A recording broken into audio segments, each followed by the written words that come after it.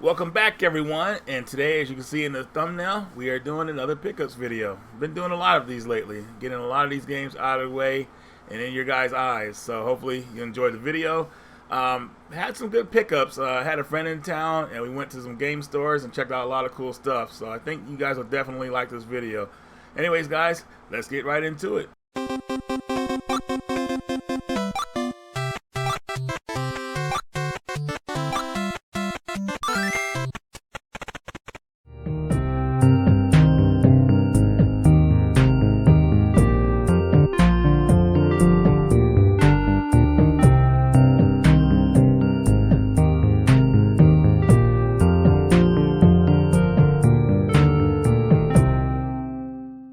Alright guys, we're going to start off with some really good news. Are you ready?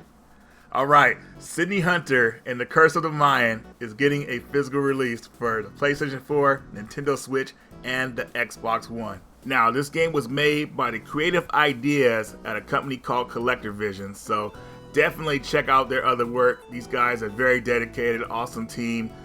Just happy that they brought this game to us, and now being here as a physical, even better, because now you have that game preservation. Now, I don't know the date that the game will be released, but I do know it'll be released later this year. Actually, Joel knows the date, but he's not telling, so it's up to us to pressure him to kind of let us know when this is coming out. But you could do that by going to Joel's channel on this video and let me know, like, hey Joel, when's the release date, man? Let us know. No, I'm just kidding, guys, but kinda. But anyways, guys, if you want more details about the game itself, Joel did an excellent review of this game that you guys should definitely check out. He pretty much did a deep dive of everything in the game pretty much, so I think that'll help you guys take interest in the game as well. But anyways, guys, on to the pickups.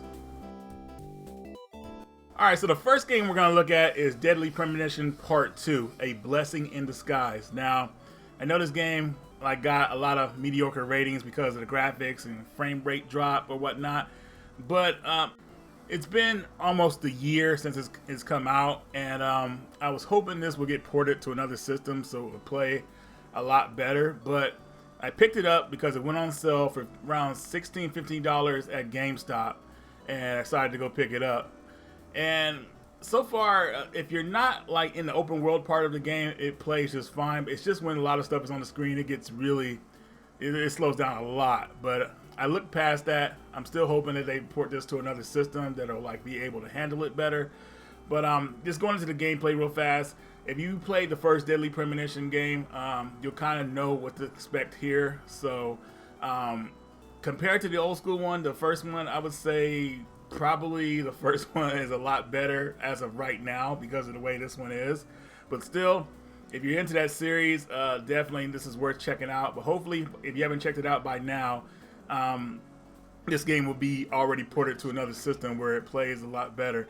I guess a lot of companies get that they say if they just put a game on the Switch, they'll make their money back easy. So I guess that's what they did here. You know, instead of putting it on a system that could handle it 100%, they wanted to get that Switch money. But you guys, if you played this game, let me know what you think. I beat the first one few years ago actually, and I like that one even though it was really weird. So I'm expecting the same thing with this one, especially with the character York. Man, he's hella weird. But anyways, guys, Deadly Premonition Part 2. Let me know what you think about this one.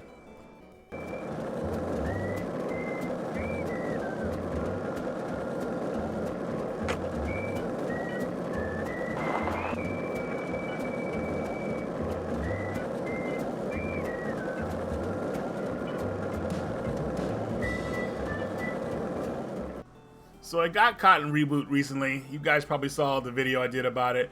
And I picked up this game because it's one of the shooters that got me back into shooters when I was in Korea. As you can see, this remake is really colorful and it's a lot of fun. But what I mentioned in my other video is you get pretty much two games in one. You get the original game and you get the reboot game, which is what you're seeing right now. The reboot game, there's a lot of stuff on the screen and it could get pretty hectic, but it's still a lot of fun. The original game is a bit easier, but definitely you'll want to play this one first before you go play the original if you haven't already. Definitely a really cool game to play.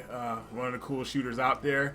And I'm glad this game is getting more love because we are possibly getting the sequels released in America, or if not, you can import them pretty soon. So definitely check them out if you like what you're seeing here.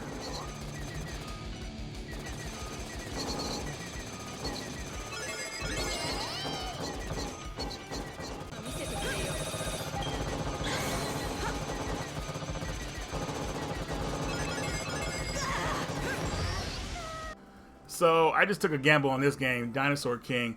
When I saw it was published by Sega, I said, you know what, let me give this one a chance and see how it is. And basically, from what I'm seeing on the first couple of levels, this game plays like rock, paper, scissors pretty much. You have a dinosaur in your command going against another dinosaur, and pretty much it's like a game of chance pretty much. So at least that's what I'm seeing so far.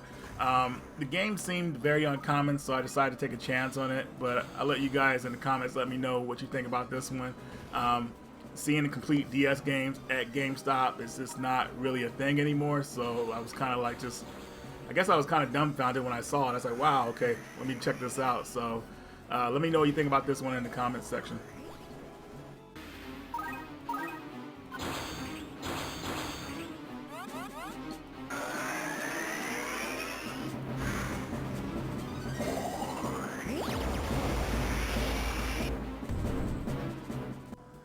So I picked up LA Noire for 99 cents at GameStop. It was underpriced, and they honored the price. So I was like, heck yeah. I don't know why I picked this one up. You know, I've had it before, and I lost interest in it. I guess it was just because it was 99 cents. You know, maybe I'll try it again one day. I'm not really sure. They kind of false advertised this game back in the day. A lot of people thought it was going to be like a free roaming GTA type game, and it really wasn't, and that threw a lot of people off.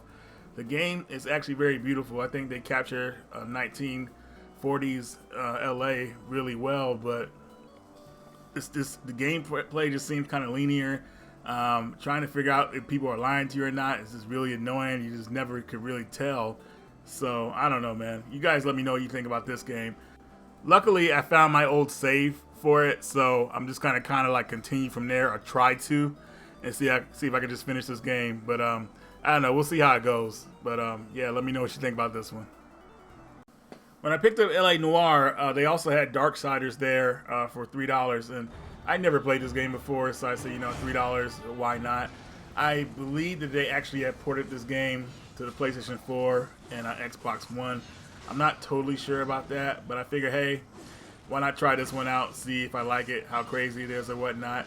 And yeah, I'm not really sure what else to say about this one. I'm taking a gamble on it, so you guys let me know if it was worth it for $3.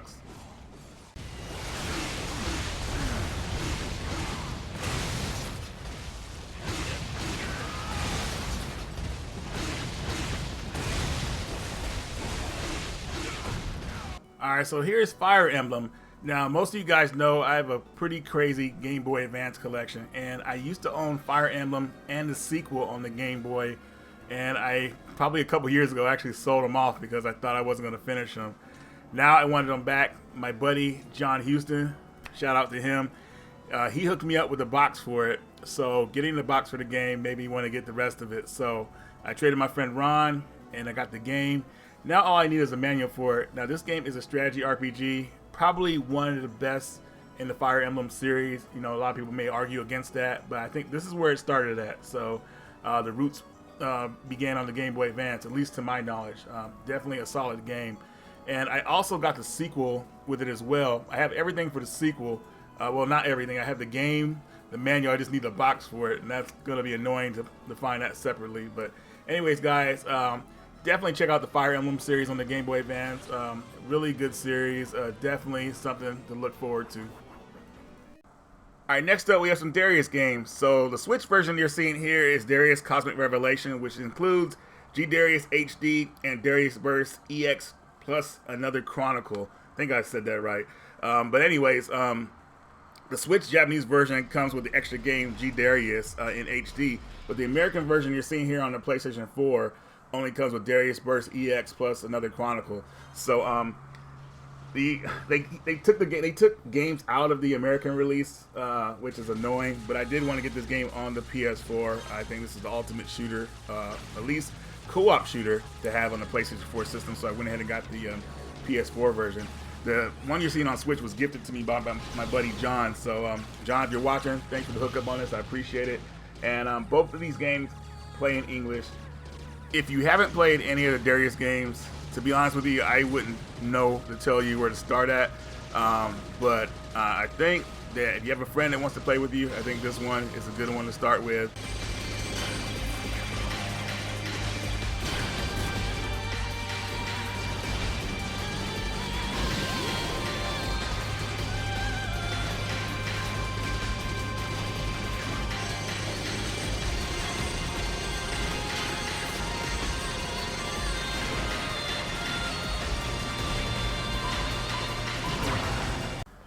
Alright, so next up is Resident Evil 1.5 and also Resident Evil 1.5 Battle Coliseum.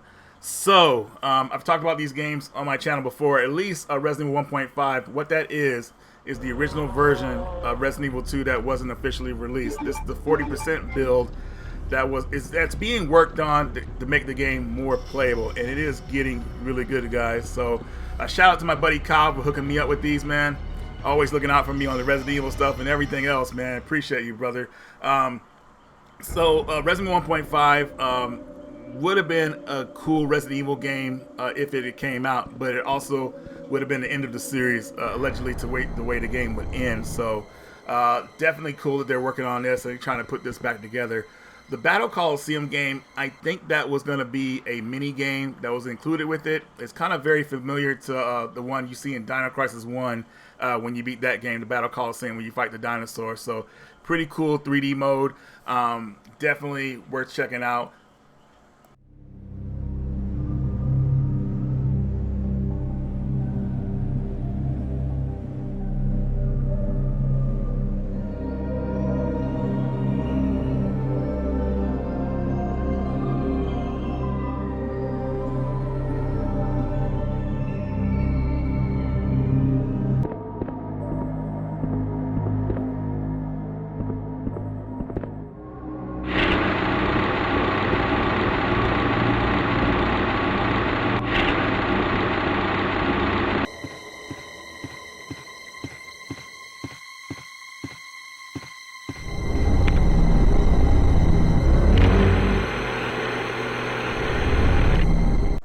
Next up, we have Kirby Triple Deluxe. I picked this up back in the day, but I didn't really give it a chance. You know, I had got most of the Kirby games on the Game Boy Advance, Game Boy, and played the crap out of those games. But this one, I just never gave the time of day, and I felt bad about that.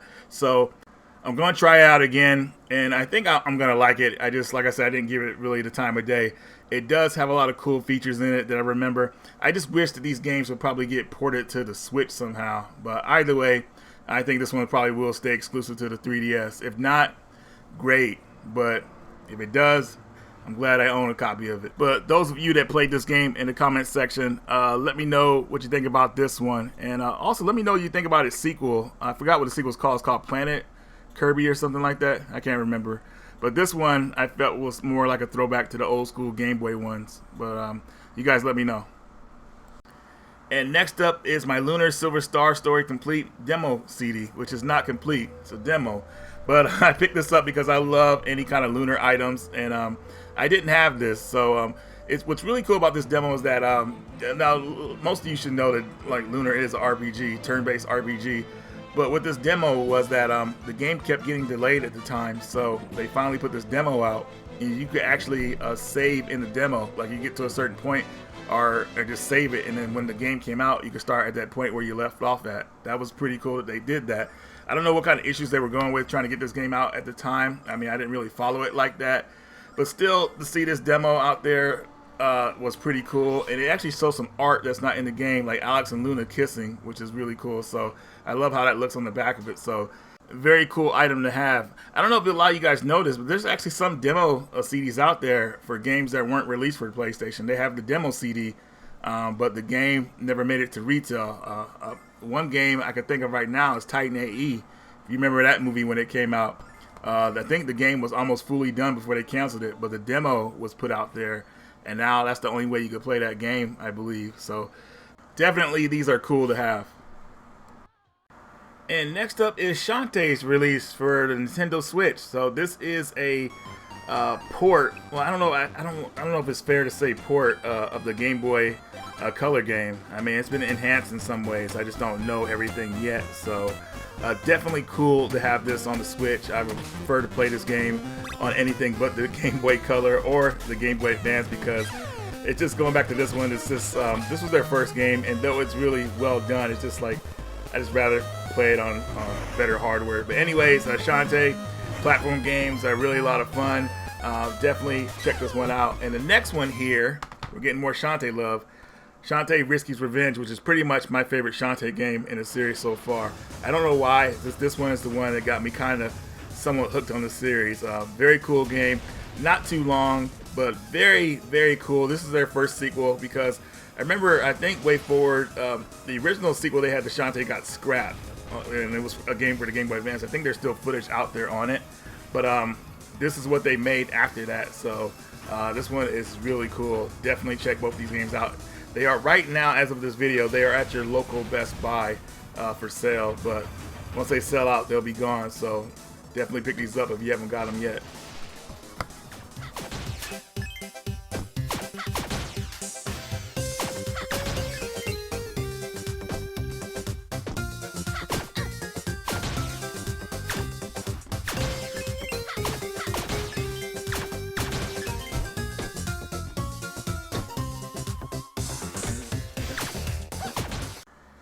Next up is Panzer Paladin.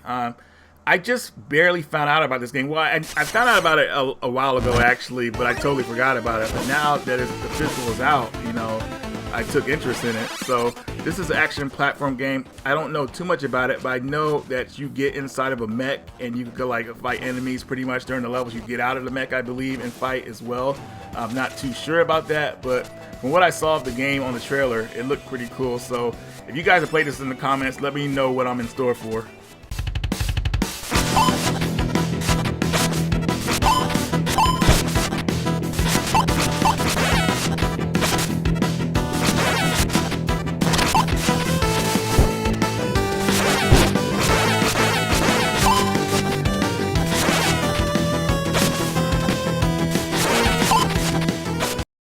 And last but not least, we have The Walking Dead, the Telltale Definitive Series. I've been wanting this for a while, and I got it for under 20 bucks, so that was totally fine with me. Happy with that price. So I had a choice between this and The Last of Us Part 2. I don't think I'm ready for The Last of Us Part 2 yet. I think I might get that game when it becomes free on PSN. That's the way I'll play it. But buying it, I just didn't, I don't know, I just couldn't do it over this one. So if you haven't played any of the Telltale games, they are very point-and-click type story-based games, kind of like reminiscent to the old like point-and-click games with the mouse that you would play on the PC, just not like crazy puzzle-oriented, but very story-driven, very compelling, very dramatic. Some of the stuff is very believable in this game. I mean, obviously, besides zombies being real, but it's very interesting, and I like how some of your actions like have consequences or just change things up later in the game.